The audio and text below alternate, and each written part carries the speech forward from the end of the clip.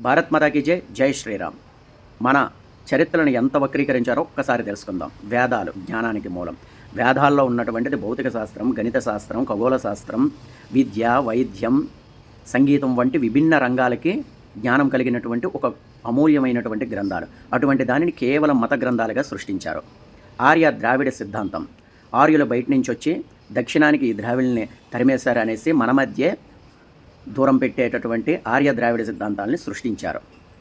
ఇకపోతే ప్రపంచంలోనే మొట్టమొదటిసారిగా విశ్వవిద్యాలయాలు నలంద, తక్షశిల వంటివి అగ్నికి ఆహుతి చేసి అవి చరిత్రలో లేకుండా చేశారు. మొఘలులు గొప్ప సహనవంతులని చూపించి నికృష్టమైనటువంటి వాళ్ళు చేసేటటువంటి దేవాలయాలు కూల్చేయడం, మన ఆస్తులను ధ్వంసం చేయడం, మన ఆస్తులను దోచుకోవడం ఎక్కడా చూపించలేదు.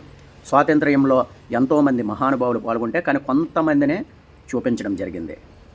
విన్నారు కదా, చరిత్రని ఇలా వక్రీకరించారు. జై శ్రీరామ్. భారత్ మాతాకి జై.